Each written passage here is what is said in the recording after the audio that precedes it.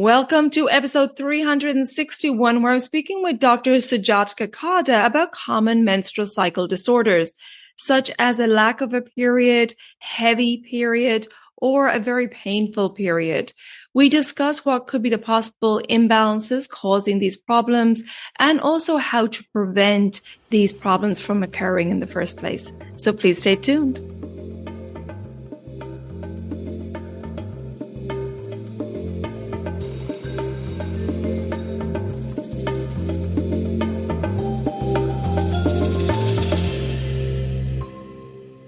Hi there, I'm your host Colette, and on this podcast I will be sharing the teachings of Ayurveda, yoga, and holistic health practices. Now, if you're new to Ayurveda, I recommend checking out the first couple of episodes where I do an introduction to Ayurveda and the mind-body types. Thanks for listening, and now here's a new episode.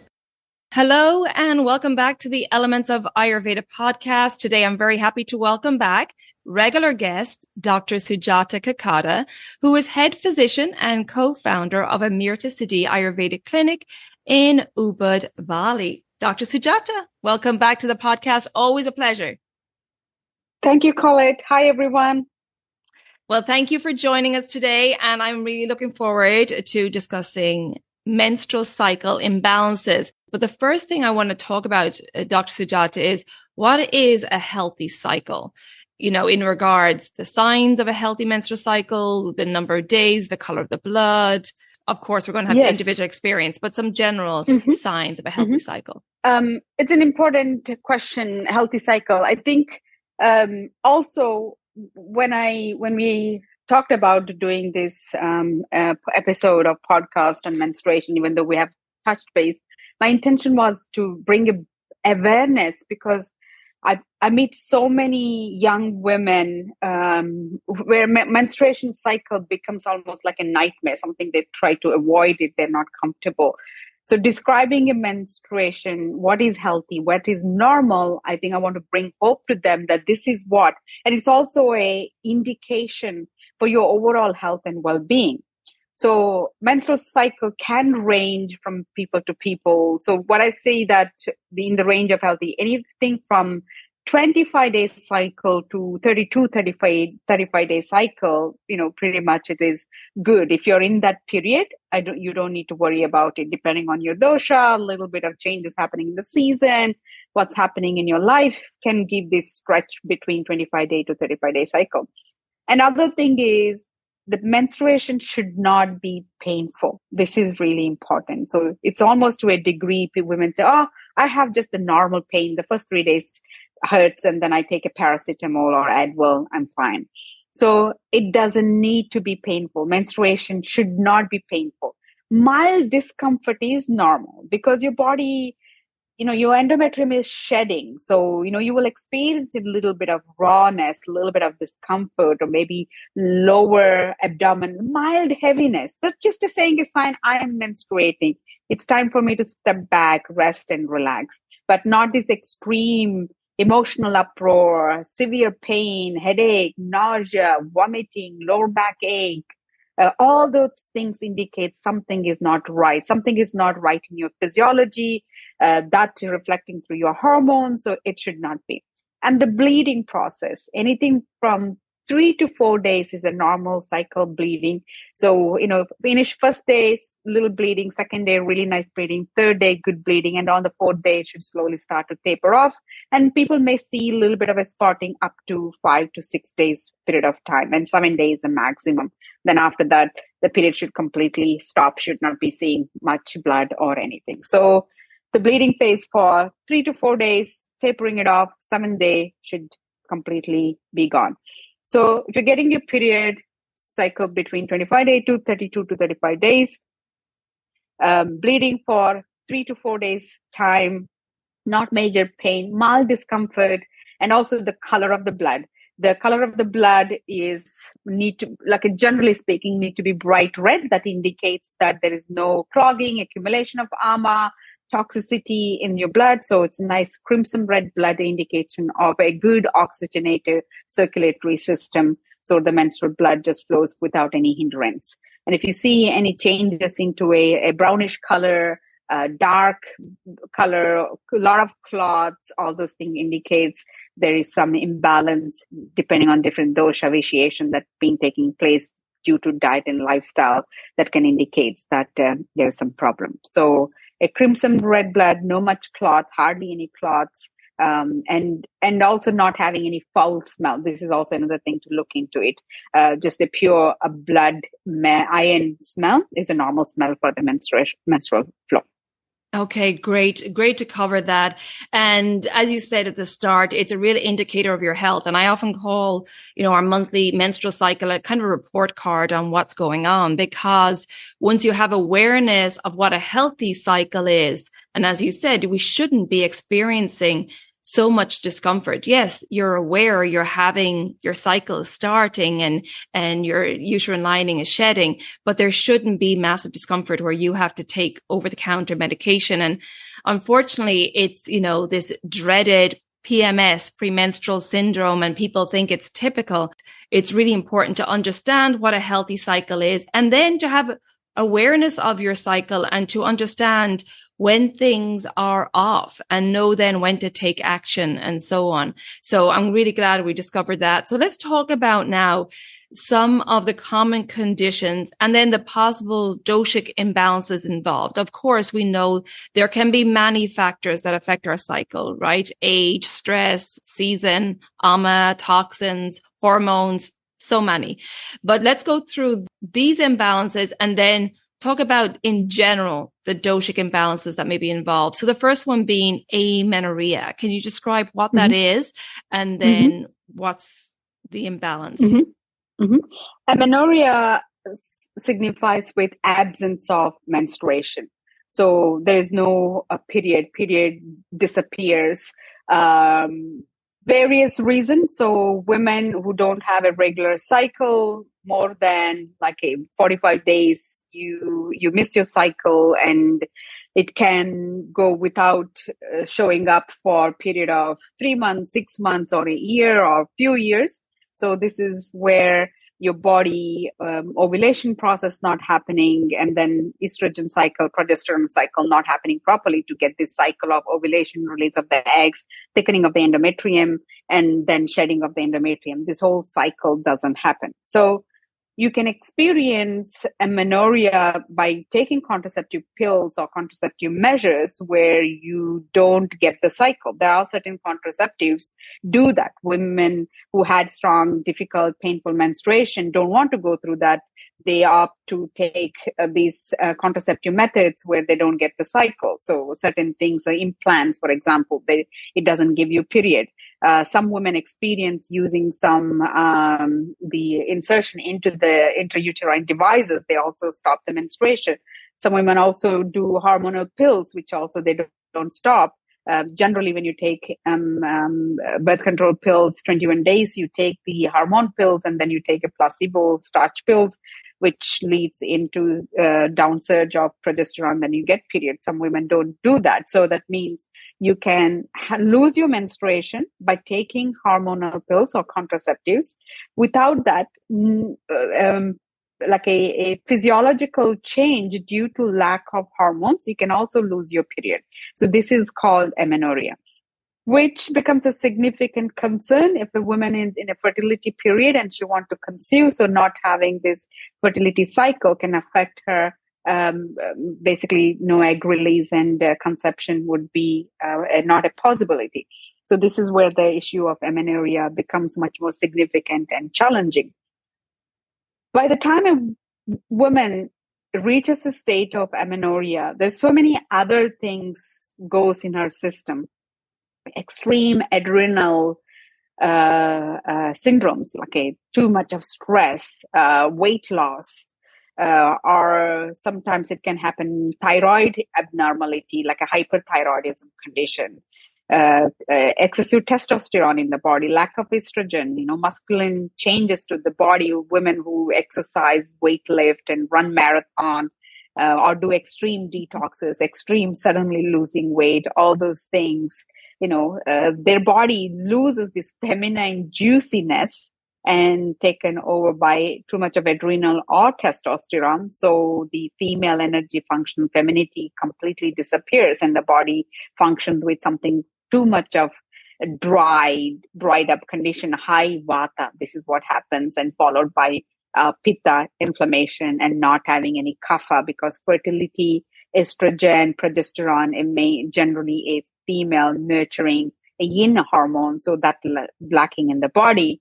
And not only menstruation disappearing, but having palpitation, anxiety, stress, constipation, sleepless nights, and aches and pain. All those things becomes obvious by the time it appears in your menstrual cycle. That's amenorrhea, disappearing of menstruation. Okay, so it's a real depletion. And then, and I've put my hand up there when you were talking about exercising too much. This was me before I came to see you first in AmrtaSiddhi in my 30s, when I was over exercising, doing, Ironman, extreme sport, with too much, burnt out, adrenal fatigue, and my cycle just completely stopped. And can you explain to people, we've talked about this before, but I really want for people to understand that in the nutrition of the dhatus, the nutrition of the tissues, with our reproductive tissue and ojas being the final end product of this nutrition of the dhatus, and the reproductive tissue being the last tissue to be nourished, that, as you said, there are a lot of things happening in the body, and because the body isn't feeling nourished enough, that then there's this depletion in the reproductive tissue, and that juiciness is gone, which is that ojas, right? Can you talk a little bit about that, please? Okay. So sperm and ovum is considered as Shukra Dhatu, which is a reproductive tissue which is responsible for creating another life. But Artava, the menstrual blood itself, which we call in Ayurveda Artava, which is a Upadhatu of Rasadhatu. So Rasadhatu has two sub avayava, or something which creates in the body. So as you know that there are 7 dhatus. The first formed dhatu in our body is Rasadhatu, which is directly refers to the absorbed nutrients from the food that we have eaten as a result of good functioning of the Agni. So Rasadhatu is like a juice, the life, nourishing thing that constantly we produce by eating healthy food, and the Agni working on it, which is circulating and surrounding each and every cell. Like our body cells are floating in the media of this Rasadhatu. And thus Rasadhatu contains all the nourishment needed for the other tissues. And also the tissue formation starts from rasa to rakta, rakta to mamsa, mamsa to meda, and then eventually like this distillation process taking from rasa as the blood formation takes place, the muscle formation, meda, like that, and the end tissue, the essence part is converted into. It's like a distillation process. What you get, the fine essence becomes your body tissue. That means sperm and ovum, it contains the entire DNA of who you are, right? So it's an absorption, it's a distillation, it's a refinement of your whole tissue. So that's the ovulation process, or a sperm formulation process. So while this ovulation happens, and also when it doesn't get fertilized, the Rasadhatu, which is in essence, turns into menstrual blood. That's what we release. So that means your nutrition, your state of health is defined by how good is your Rasadhatu, because you're in the pool, your cells are floating, soaking in the pool of Rasadhatu. And Rasadhatu immediately tells you the status of your dosha, status of the energy vibration of your emotions, status of your stress is measured in the Rasadhatu. And also, I think to a degree, when a Vaidya reads the pulse of a person, what you feel is the energy, the pulsation that Rasadhatu carries as it circulates. So that's Rasadhatu directly can you give you what is dosha doing in your body, whether that Rasadhatu is filled up with too much of kapha, too much of vata, too much of pitta. And then as it circulates into each and every cell, forming the different tissues, it can have the impact of that excess dosha or the perfectly balanced dosha as it forms the different tissues and nurtures the different cells and produces hormones in the body. So if you are day-to-day resonance of what happens in your rasa dhatu, the first tissue is not good. Consequently, that's going to reflect in all the tissues, and it will be seen in the time of your menstruation. So because menstrual blood is what it becomes from the rasa dhatu, plus the last refined dhatu also is a result of a good quality of rasa dhatu. So everything starts from how on a day-to-day basis you're feeling, whether you're feeling grounded, whether you're feeling nourished very well, whether you're feeling calm and happiness. All those things is going to reflect when you menstruate. If you feel extremely irritated, upset, or very achy and pain, it's going to tell you, it's like a thermometer. It's going to tell you what's been going on for the whole month for you. Yes, absolutely. And it's why this awareness of Ayurveda and this wisdom, really empowers you to understand your own body and to really analyze what's going on. And so the status of the doshas in Amenorrhea, which is the typical dosha that's aggravated in this case? Vata, primarily. Vata. Yeah. So there's ocean is dried. The lake is dried. So nothing transforms. It's, that's why it doesn't happen, because there is no juiciness to transform that into ovum. And there's no juiciness to create this menstrual blood. It's like a lake is dried up. Right. There's no, there's no uterine lining. There's no kapha juiciness, no ojas. Okay. So let's move on to the next one, which is menorrhagia. So if you could explain what that is first, and then tell us a little bit more about that, please. Menorrhagia is excess, heavy, or it could be untimely bleeding too, which is also called as menorrhagia. So when a period have extremely heavy bleeding, we described earlier that a healthy bleeding should be for 3 to 4 days and little spotting after that, and completely should disappear by the day of 7th day maximum. And if the bleeding continues, it doesn't reduce by the time it reaches on the 4th day and continue to be heavy bleeding like it was started on the 2nd or 3rd day until 7 days or 8 days. And some people go until anything, if it exceeds more than, like, say, 7 days, that's something alarming. And you are excessively bleeding, and you're throwing away the iron, albumin, protein, different nutrients that are circulating in your blood. So it can lead extreme depletion too. And this condition happens involvement of excessive pitta.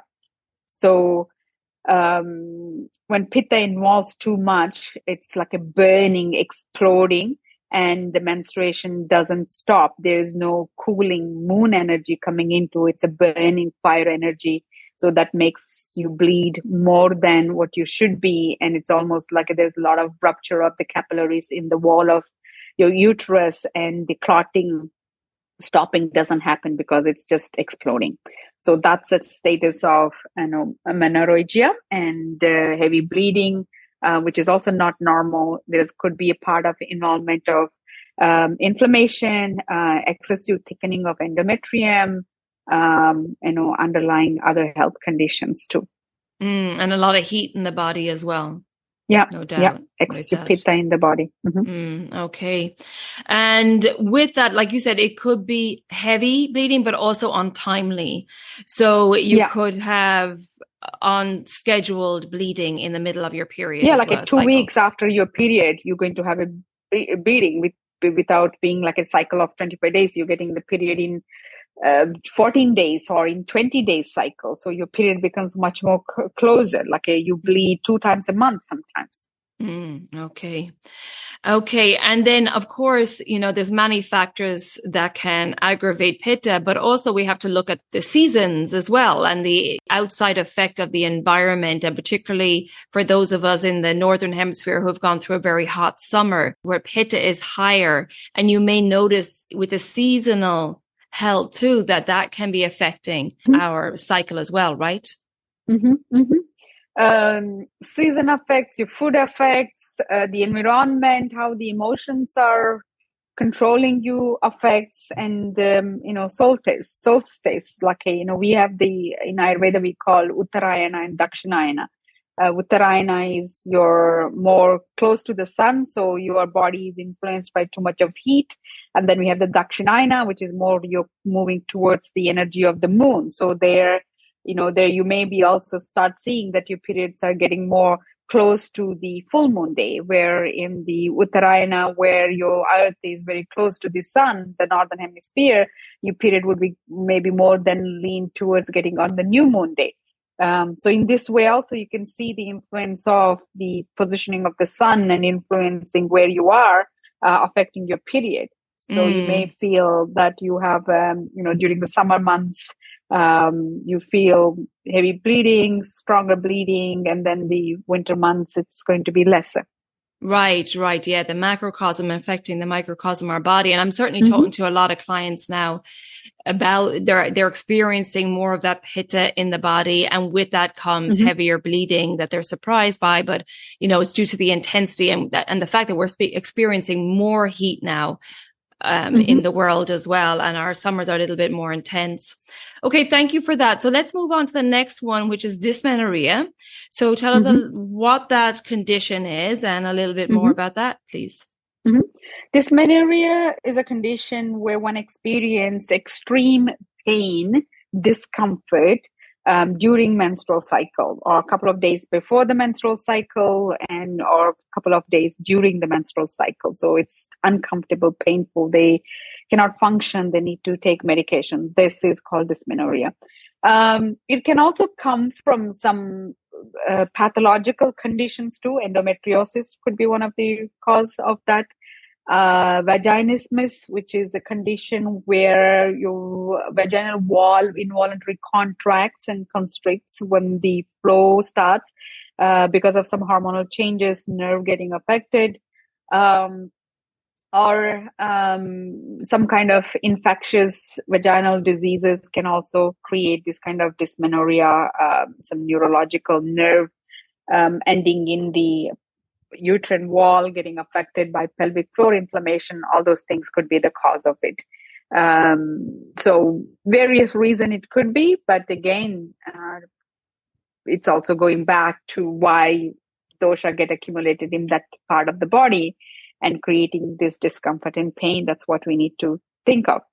And doshically, if you understand, when we start bleeding, when the menstrual flows start to happen, which is predominantly governed by vata. So vata initiates, and if you have an accumulated vata and everything gets narrowed, and everything is constricted, so the flow doesn't happen, uterine walls doesn't relax, your vagina doesn't relax, your cervix doesn't relax, so the flow doesn't happen. So this is why a lot of women experience a day before the menstruation, they start seeing spotting. They know it need to come, but it doesn't come. So then there is an extreme stagnation, ache, pain, agitation, nervousness, all those things they experience. As soon as the flow starts to happen, those symptoms goes away because vata is not trapped. It's flowing. The pure nature, the healthy nature of the vata is rhythmically flowing in the body like a wave. That's vata. That's moving of vata. When this rhythm becomes chaotic, erratic, strong, and it's like the waves not in a rhythmic loops of thing, and it becomes erratic, some peaks and very too lows, that means vata is agitated. It's constricting and releasing too strongly. So then one experiences pain. And also when the vata is not moving, it's trapped, that also causes a lot of pressure and tension. This is like when somebody experiences like an air trapped in their abdomen. It doesn't move up, doesn't move down. So completely bloated and tensed. So that's a state. Vata can create this experience of being very stagnant and stuck, or erratically moving, and stagnant and not moving also creates pain. So dysmenorrhea, there is a very strong involvement of vata because accumulation of vata, the flow need to happen, and because of the tightness, erraticness, improper contraction, the menstrual flow doesn't happen and one experiences severe pain, and then it starts to radiate to their legs, and people get headaches and all this stuff. Okay. So that again is related to a vata aggravation along with amenorrhea, and then menorrhagia, which is the heavy or untimely bleeding, is related to a pitta aggravation in the body. And so as we're going through the doshas, let's talk about some of the kapha imbalances, because kapha can, of course, cause imbalances in the consistency of the menstrual blood, right, as well? Yes. Yeah. Kapha usually signified by like a kapha menstruation, a lot of slimy mucus and a lot of clots. So this indicates a kapha imbalance.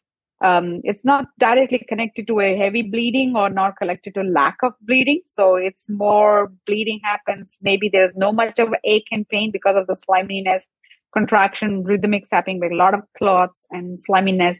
And they may feel extremely fatigued, tired, lazy, lethargic, don't want to do anything. So like no energy. So that's brain fog. This would be the symptoms of when kapha involvement is there. And, dysmenorrhea part could be explained, but mainly this is vata, severe aches and pain. But kapha, you don't experience much pain, but you experience a lot of brain fog, stagnation, lethargy, a mucus in the menstrual blood, and a lot of clots. And in kapha involved, you may feel a little bit of a strong cramps when the clot need to move out. So because it's quite big, lumpy pieces, the uterus need to contract quite strongly in order to release these clots. You may experience a little bit of pain from that contraction. Okay. Great to cover that. And so people know what to look out for as well. And so what is the recommended Ayurvedic protocol for treating menstrual disorders in general, and then maybe in relation to these three that we just mentioned? Okay. First, I want to talk about how to take care of ourselves when we menstruate. This is the key. This is an important. Because all the imbalance start to happen towards the next cycle because you don't know how to take care of yourself.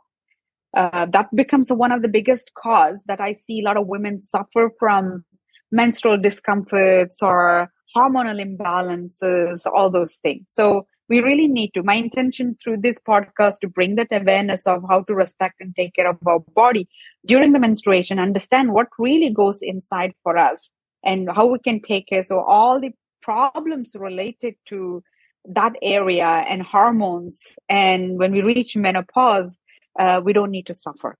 So this is my intention when I suggested that let's do one on this.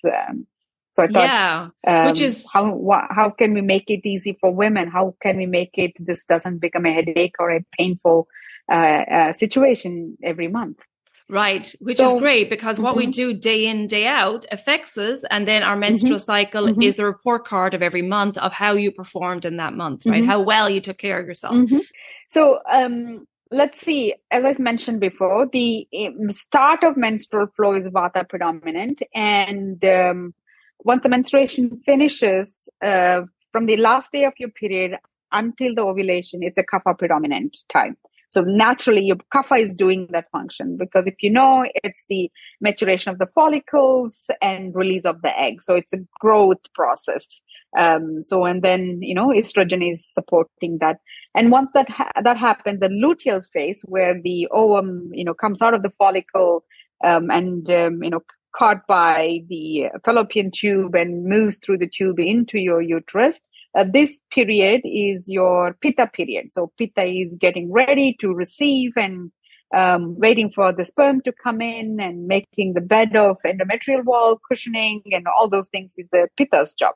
So the first phase of the period, kapha predominant, transit to pitta, and end when the flow starts, it's again vata. So this is how it goes, the dance goes of the dosha inside your womb. And in the whole process for women's body, this is a natural detoxification process, natural renewal process, like how we see in the nature, in the trees, and after the fall, when the spring comes, new shoots and new leaves comes and it flowers and goes the cycle. So what happens seasonally in a year in the nature, in women's body, we renew on a monthly basis, and adjusting to what happens. So that definitely this is a detox process. And if you see from this point of view, it's also evident that when we go through menopause, the detox process doesn't happen. The detox process of, impurities from your rasa dhatu in removing, flush through the blood, in the menstrual blood, and shedding off that whole process doesn't happen. That's why when we reach menopause, people experience hot flushes, because this flushing of the heat, excessive heat in the blood doesn't take place. The blood doesn't get, new blood formed, cooling blood, fresh blood doesn't get formed, so that we're trapped with this heat mechanism because our body hasn't adapted or learned, or we did not teach our body to how to transit and not have these challenges of hot flushes and accumulated emotions and frustrations and dryness and all the other things, inflammation basically.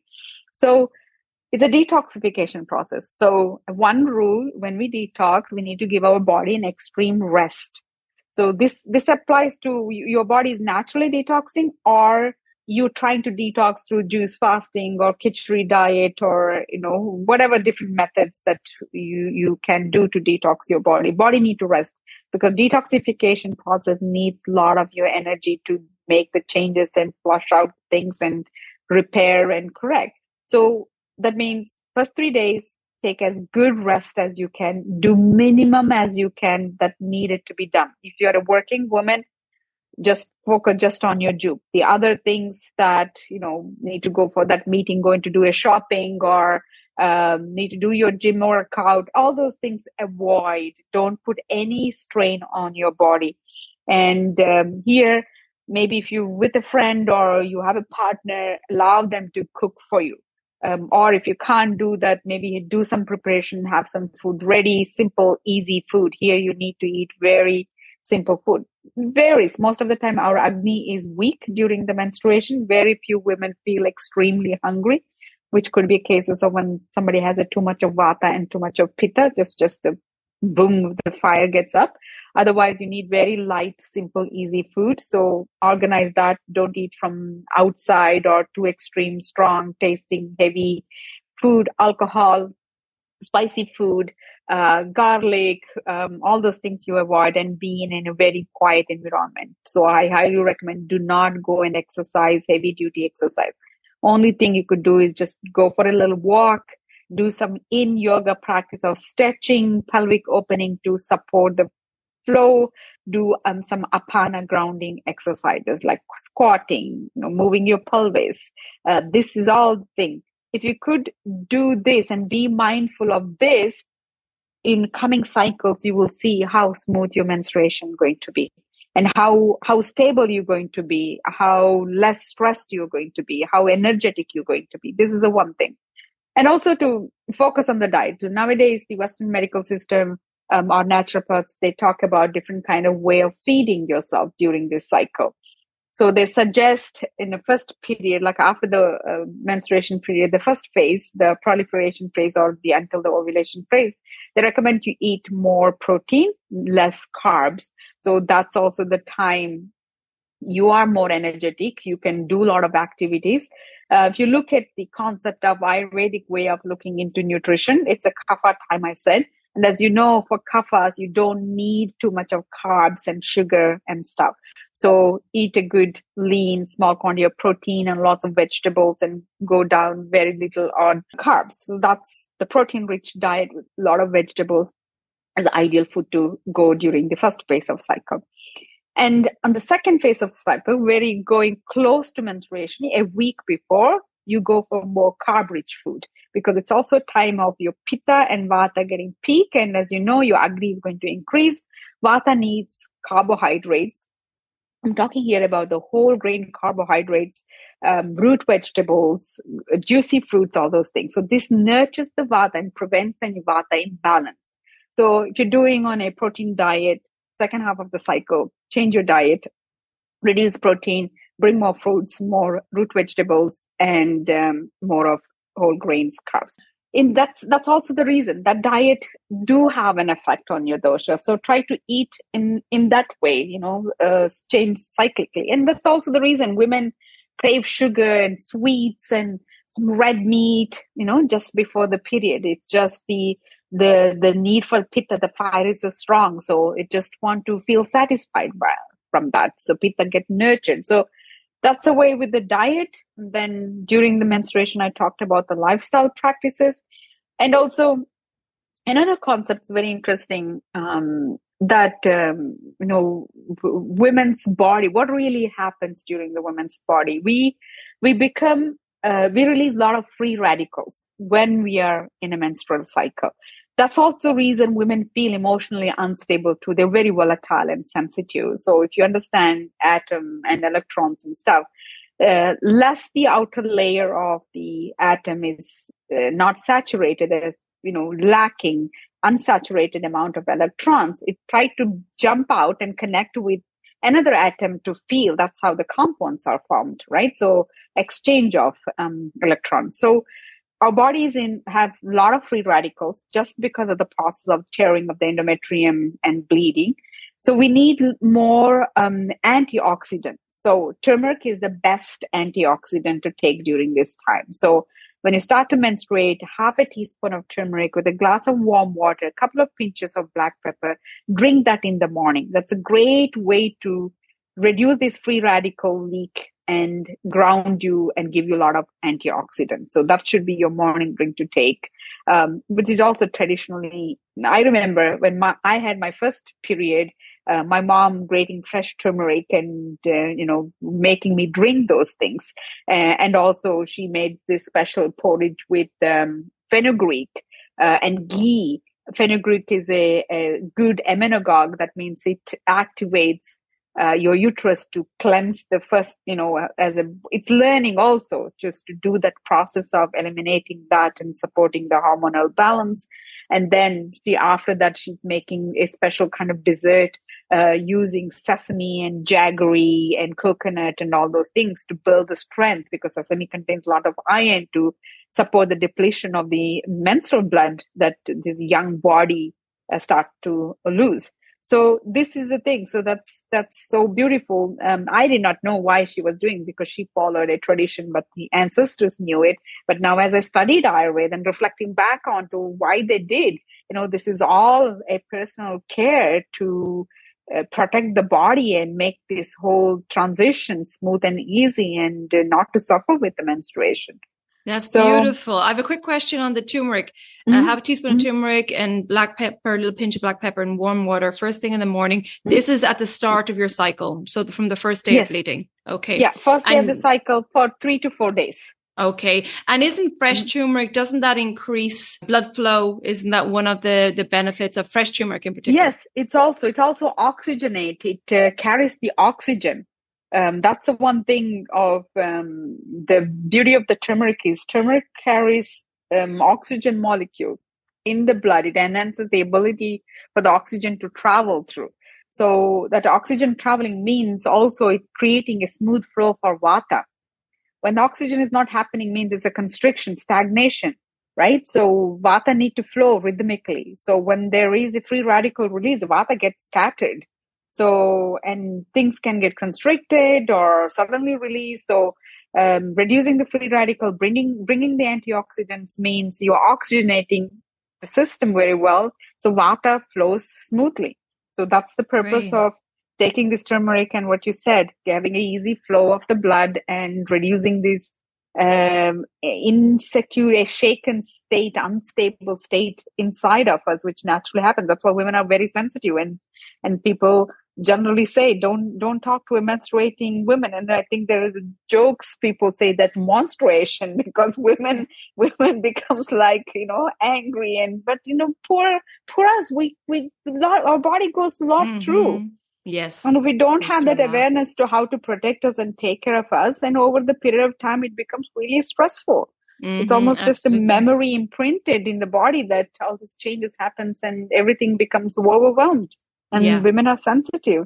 That's also the reason, the modern doctors now scientifically, they are saying that if you really, this is an advice for men, basically saying, if you really want to discuss something and want some different changes and stuff, don't talk to a woman on the second half of her menstrual cycle. Do everything on the first half of the cycle. And if you see, it's a state of kapha, right? And kapha is accepting, listening, resilient, receiving. So there's a better chance you have a great discussion and, you get what you want. But if you're going to do that on the second half of the cycle, it's Vata and Pitta. You're going to headbutting yourself and pulling yourself to the grave. Right. So you don't want to do that.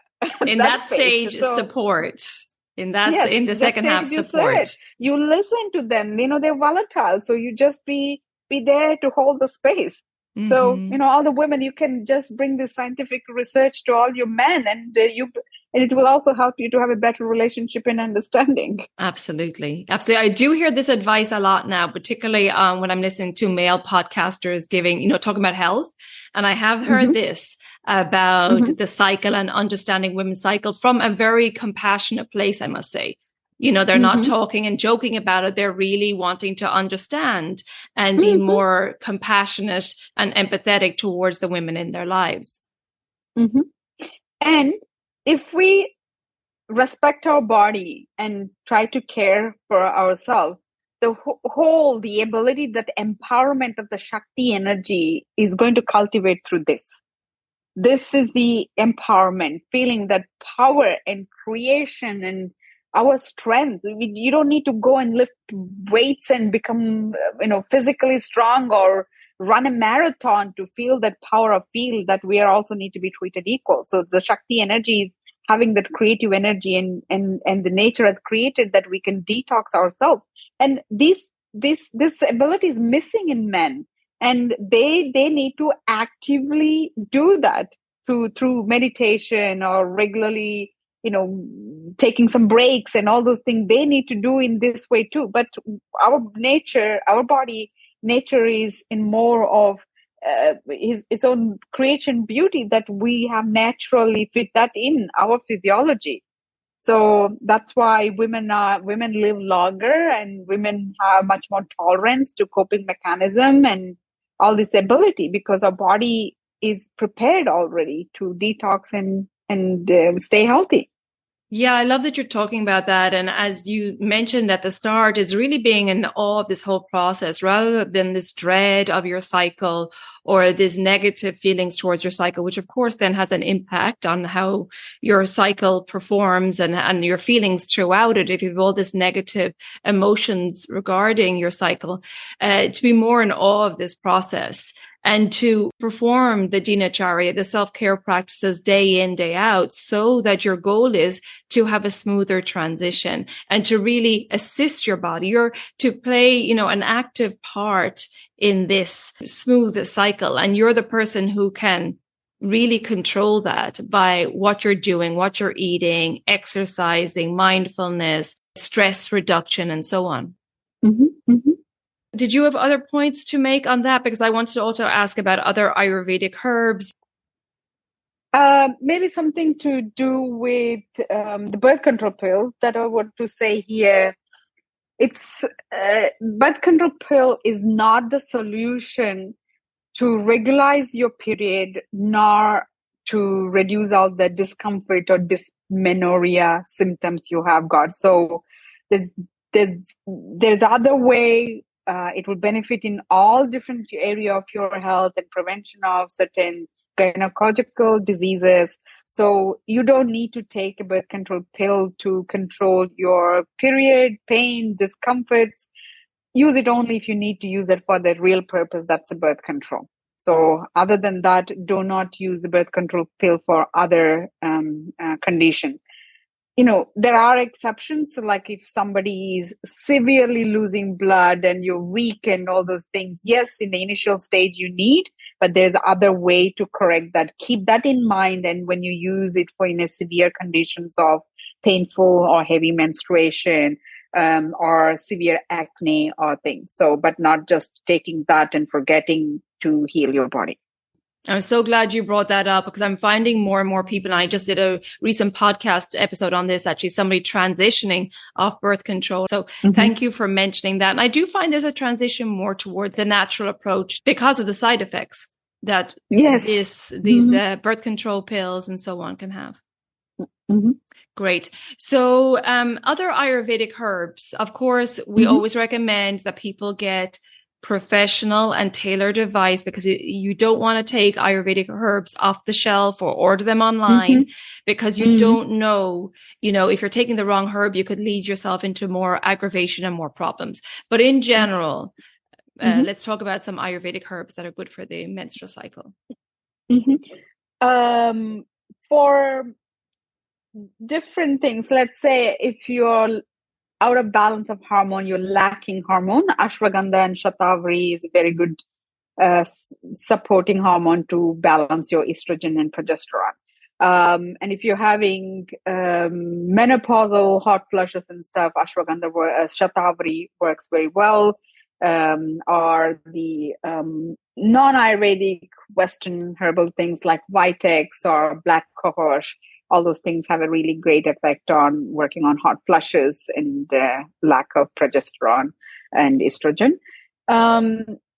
If you have dysmenorrhea, it's a compound medicine. It's not like a single herb. What works really excellent is Dhanvantaram Gulika. So this is a small, tiny pill.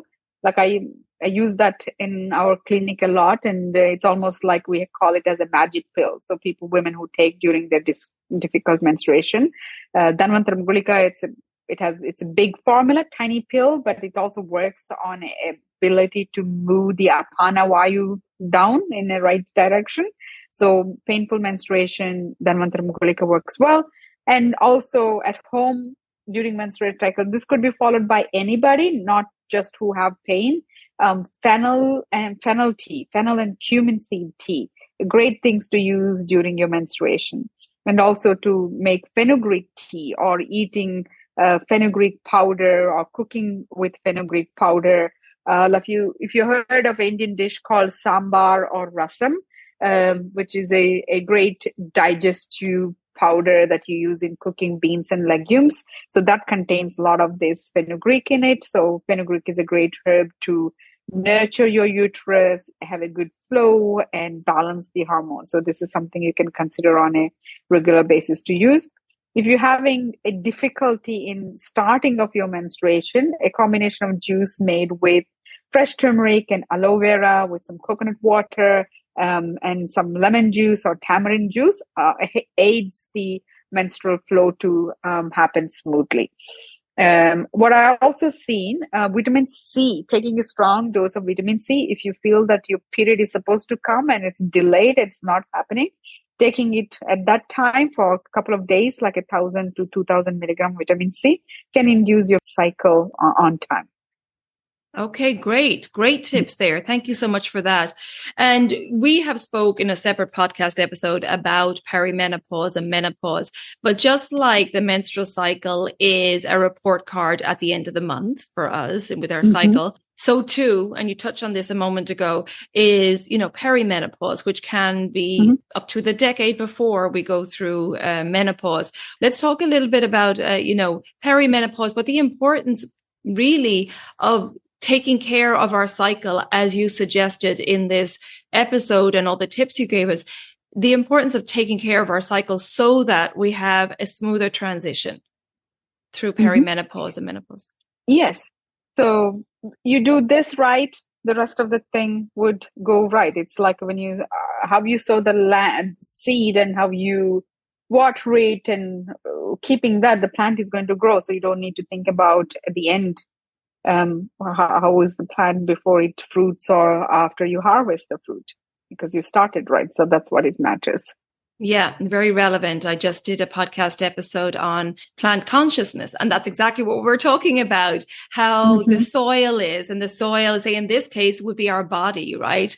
And the nutrients and the water and the sunlight and the making sure the plant is not stressed or the seed is not stressed. All that matters.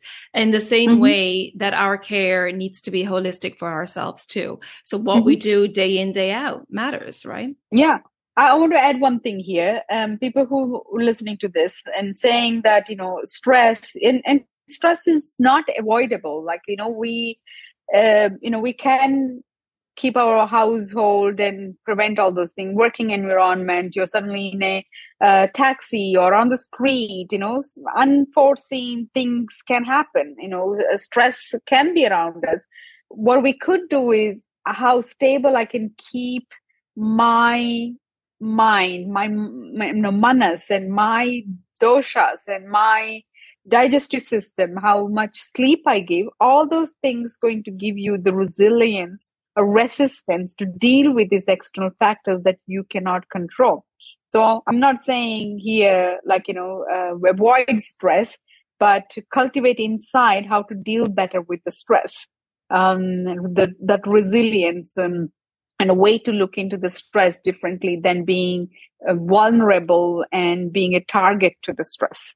Mm-hmm. Yeah, absolutely. And finally, I just wanted to discuss toxins, because the ama, which can be a result of a compromised digestive system, can cause a lot of problems, right? This could be one of the culprits which causes these issues. Yeah. So ama can happen even if you eat organic superfood.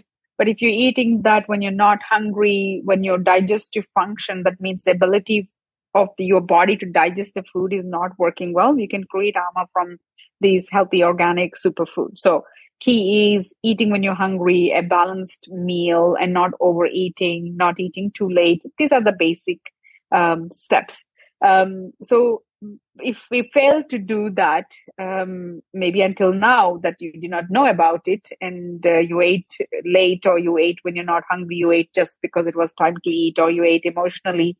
So you can cleanse that body from doing gentle detoxes at home, a different way to fast, doing a panchakarma, or from right now starting eating mindful and understanding your dosha or constitution, meet an Ayurvedic physician or a practitioner to know what dosha is and how you can tailor make the meal plans or group of ingredients that you would eat. And it doesn't mean that you cannot enjoy those things that you really love, so considered to be not healthy, but there's a place for them to eat. And once you know when to eat, and then you can avoid the negative effect of those food on your body. Yeah, absolutely. Great advice. Okay. Thank you, Dr. Sujatha. As we finish up here, is there anything else you want to share? And also tell us about where they can go to find out more about you and AmrtaSiddhi Ayurvedic Clinic in Ubud in Bali. So much I feel for those young women or women who was going through perimenopause and stuff. It's not that difficult to harmonize your women health and free from pain and discomfort and stuff. So give it a try and go and take help. And by doing that, a lot of other issues that you may be going through, anxiety, depression, self-rejection, autoimmune condition, all those things can be corrected too. Yeah, and if you ever come to Bali or wish to take some help by change of some scene and take a break and heal your body, we are in Bali in a little place called Ubud in a village called New Kuning. And you can get more details through our website, www.AmrtaSiddhi.com. And and Colette is there, and she's been helping a lot of women to have this awareness and understanding. So try it out and take help and explore the natural way of taking care of your body and well-being. And it's not just only going to help your hormone balance, it will reorganize your whole life. Absolutely. And if you have the opportunity to step out of the day-to-day life, step out of the day-to-day stressors and go to Ubud in Bali and undergo a panchakarma treatment with Dr. Sujatha and the wonderful staff there, I highly recommend it. It is an amazing investment in your health, your vitality, and your longevity. So definitely, if you have that opportunity, take advantage of that. Dr. Sujatha, it's always a pleasure. Thank you so much for taking the time. I truly appreciate you. And I look forward to connecting with you again soon. I hope you enjoyed that conversation with Dr. Sujatha, and please check out the show notes for the link to get you over to AmrtaSiddhi.com. If you think that this episode will be helpful to family or friends, please share it with them so we could spread this amazing Ayurvedic wisdom. And if you would like support on your journey, then check out my online services. I offer online consultations, an at-home tailored digestive reset cleanse, And I also have my online self-paced daily habits for a holistic health program. So you'll find all the links in the show notes for that, or just visit my website, elementshealingandwellbeing.com. If you are finding benefit from this podcast, I would really appreciate a rating and review wherever you listen to your podcasts. And thank you in advance for that. And please subscribe or follow the podcast if you haven't already done so that the new episodes will automatically download for you. You can also join me on social media. My new Instagram page is Elements of Ayurveda Podcast, and on Facebook, it's under Elements Healing and Wellbeing. Thank you so much for tuning in, and until next time, take good care of yourself, be well, and bye for now. Slán go fóill.